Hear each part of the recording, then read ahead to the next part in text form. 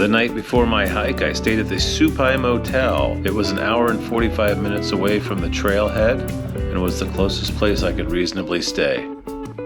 Once turning off the main road, we went into the wilderness, far, far with nothing around but cows, until we reached the Havasupai Reservation and the trailhead to our hike. It starts with a steep descent down the side of a mountain. You can get burros to take your bags if you plan ahead and pay extra. As you can see, the trail starts steeply and goes down to that valley below. Here's some bags getting hauled up. Once in the valley, we entered a ravine, which got deeper and deeper the farther we went, until there was nothing but rocks as high as the eye could see.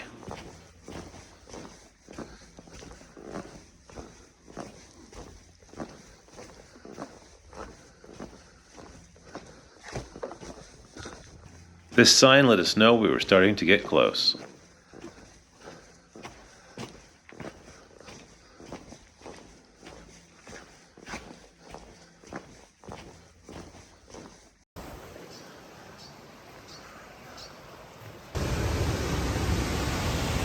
And here we have our first view of the Havasu waterfall.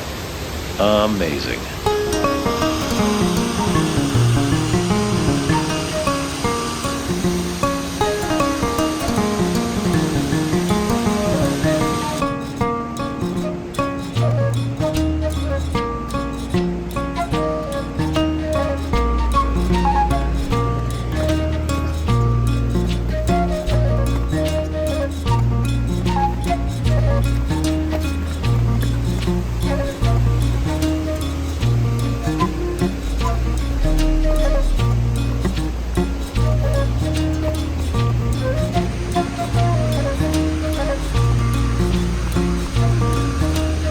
Just under 10 miles into our hike, we come to the first of the 3 major waterfalls here to see, and it's pretty spectacular.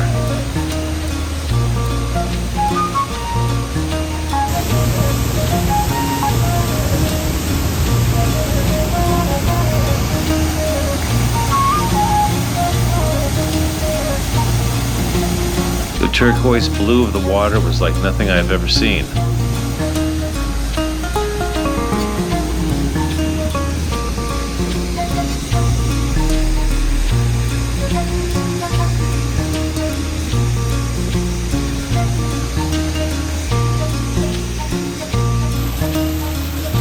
Here's a spring I found in the mountain, just gushing out of nowhere.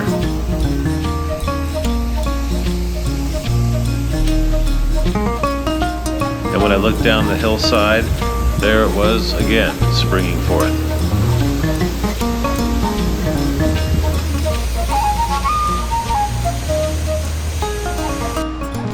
A beautiful waterfall, but we must move on. Time to find our campsite in the visitors' campground area. Here's a quick tour of mine. Here's the kitchen area, neatly organized. Here's my pantry, stowed up high to keep the critters away from it. And over here's my tent. A one-person tent that's as light as I could find for this journey. I thought it would be worth it to take a nice tarp to set it on.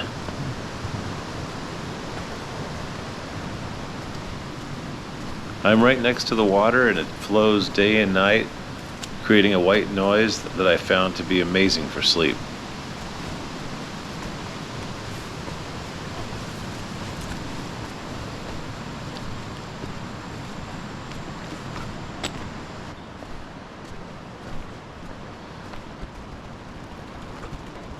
This trail runs for about 1 mile long and is the length of the visitors' campground.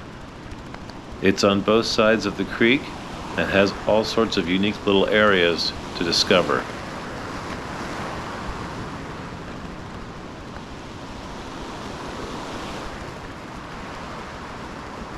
This is the bathroom facility. It's the closest one to my campsite, so it's always good to plan a little in advance in this department.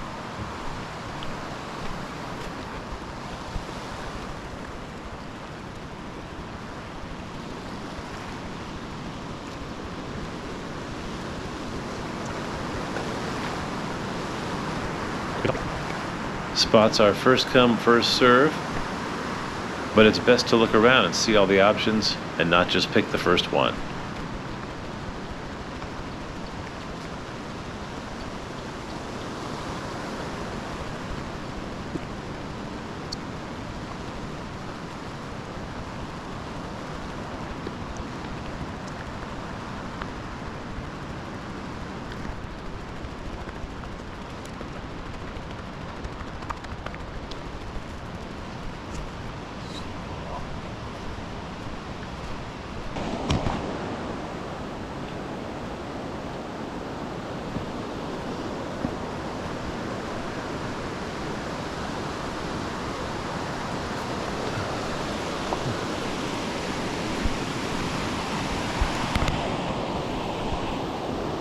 This is one of 3 footbridges that get you across the creek.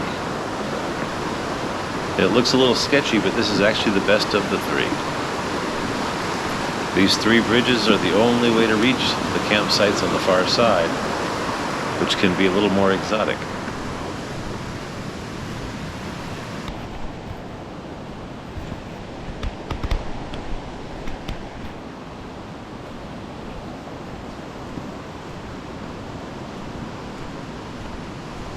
The campground is continually sold out, so is always full, but is so long and stretched out that it never seems crowded.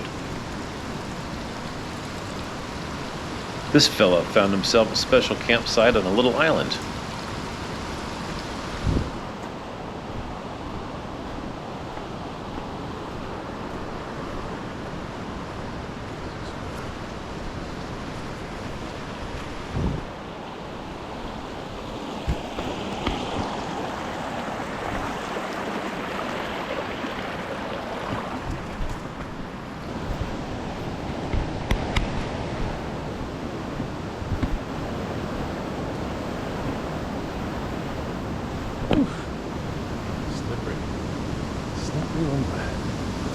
As we near the end of the campground section, we come upon Moony Falls. And while we're not doing the daring hike down the cliffside today, we will check out the top of it and enjoy a special area for a little relaxing.